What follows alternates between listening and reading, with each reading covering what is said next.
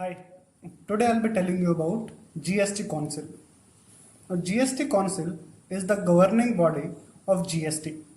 It's a constitutional body which has been set up under Article 279A. Now, this GST Council, it has been given various functions. Some of the functions of GST Councils are: first, GST Council will decide which all goods will be coming under GST and which all goods will be exempted from GST. It will also tell about GST rates. It will also tell that in case of calamities and exceptional circumstances, which GST rates can be applied so as to increase the revenue. It will also tell which cesses and surcharges of center or state or local governments will be included in GST.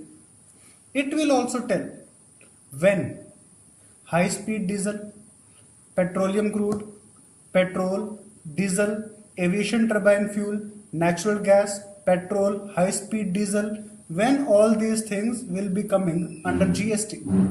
So if I talk about GST, these are the functions of GST Council. Now what's the composition of GST Council? GST Council, it consists of Union Minister of Finance. He or she acts as the chairperson. Then there will be Union Minister of State for Finance or Revenue Department. He or she will also be the member. Along with that, it will consist of finance ministers of all states, all 28 states.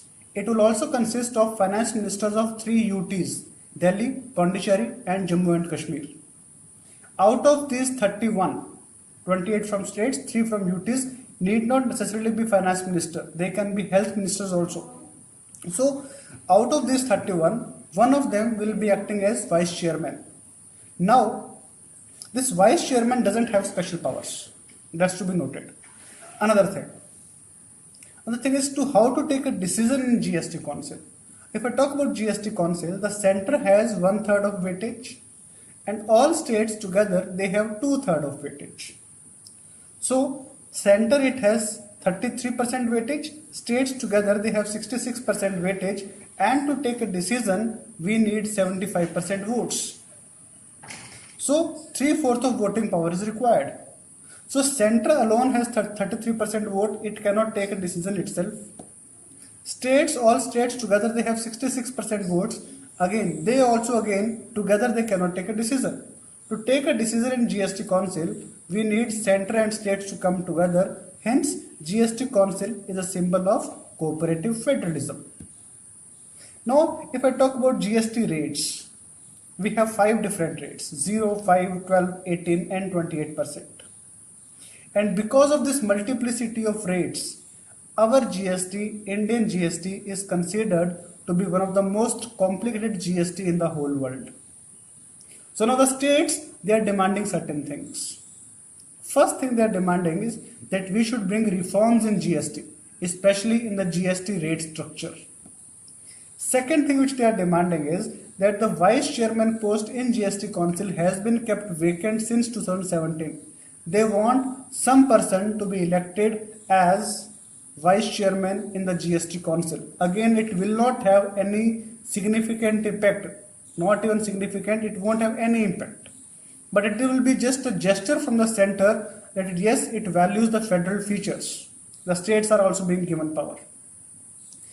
Another thing which is like most important in current scenario is that the states, they were promised the states were promised a compensation in case of a loss of revenue. How was that compensation calculated? I'll make a separate video on that. Just for the time being, just understand that because of GST and because of the lockdown, the states are suffering a loss in revenue.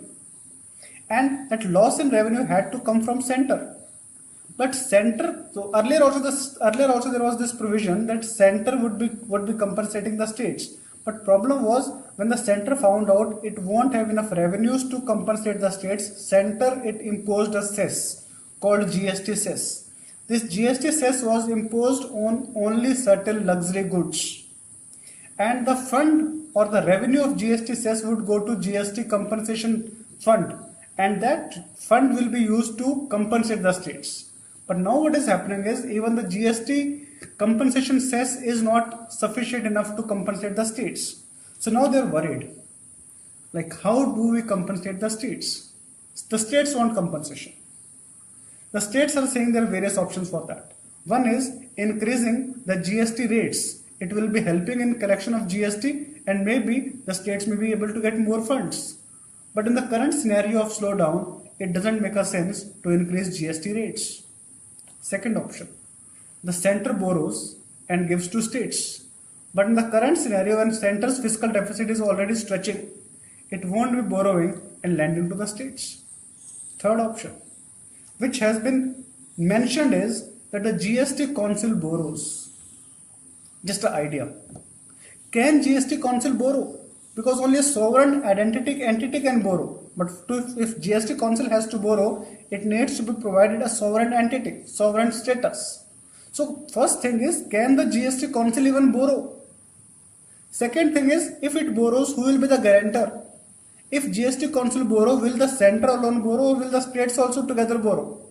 It's just an initial stage of the idea. We'll see how it happens. So I hope you have understood what is GST, how GST tells, what's the function of GST, what's the composition of GST Council, and what is like functions of GST Council. Along with that, what's the voting power in GST Council, what are the reforms which are suggested in GST Council, all these things. Fine, thank you, take care.